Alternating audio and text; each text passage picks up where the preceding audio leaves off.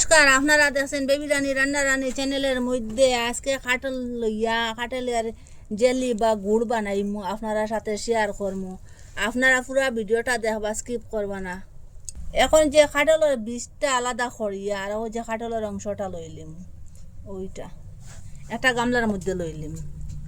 আপনারা বেশ বানাইলে বেশ লইবা, কম বানাইলে কম লইবা, আপনারা পরিমাণটা বুঝিয়া লইবা।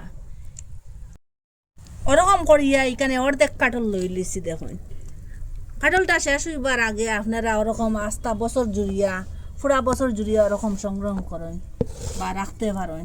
এখন ওই যে খাইবার চুন যেন এখান থেকে 1 চামচের মতো দিয়া দিন। চুনটা দিয়া খুব ভালোভাবে এরকম মিশাইম, হাতের সাহায্যে ম্যাশ করবো। একটু নরম হইলেও কিছু না, চুন দেওয়ার কারণে দেখুন বড় তাড়াতাড়ি কাটলটা গলিতে সাহায্য করছে। দেখুন, যত ম্যাশ করি তত গলে তাড়াতাড়ি। ওরকম ম্যাশ করার পরে এখানে জল দিয়া দিব 1 কাপের মতো। আরো ম্যাশ করিয়া এখানে আরো আধা ঘন্টা লাগিয়ে এখানে রেস্ট রাখুন। আধা ঘন্টা পরে আবার ফিরে আসলাম। আমার উপরে একটা চালনি লইছি, আর ওই যে ম্যাশ করিয়া আসলাম কাটলগুলো ওরকম এটা চাখিলিম। ওই যে এটা রসের দরকার, ওই যে রসগুলা প্রয়োজন। হাতের সাহায্যে ওরকম করিয়া রসগুলা লইলিম। ওরকম করিয়া রসটা লই লিছি। দেখুন, আর ওই যে এটা ফেলাই দিম, জাবড়াগুলা এটা ফেলে দিম। রসটা আবার চাকনির সাহায্যে চাকিলিম। ওরকম একটা চামচের সাহায্যে সেকে নিয়েছি, সবগুলো সেকে। আর যে চাবড়াগুলো এটা ফেলে দেব। একটু আমার এই যে রসটা বেড়েছি একটা কড়াইয়ের মধ্যে দিয়ে দিলাম রসটা। আরো অতটুকু আমি চিনি দিয়ে দিলাইছি, পুরা অর্ধেক অর্ধেক দিয়া দিলাম। আর এখানে একটু ফুড কালার দিয়া দিব। ফুড কালারটা দিলে খুব সুন্দর একটা কালার আসবো।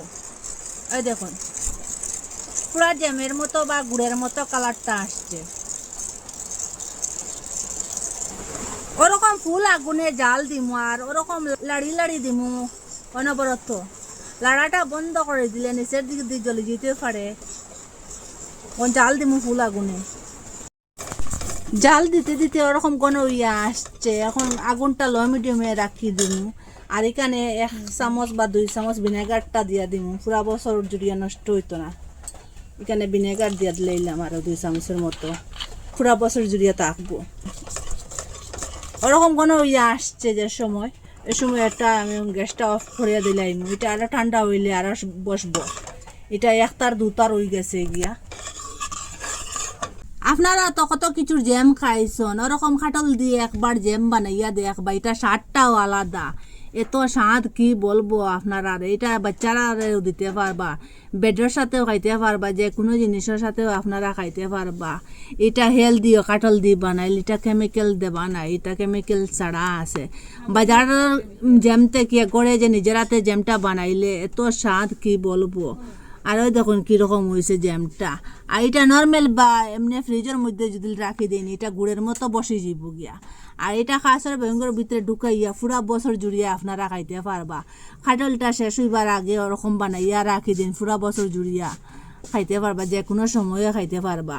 আর এখন ওই তখন কীরকম কোনো ইয়ে আসছে।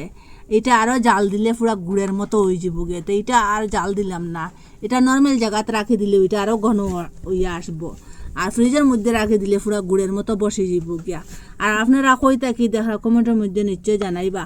আর ভালো লাগলে লাইক কমেন্ট শেয়ার সাবস্ক্রাইব করবা। আজকের ভিডিও এখানে শেষ, নতুন একটা ভিডিও লইয়া ফিরে আসবো বন্ধুরা।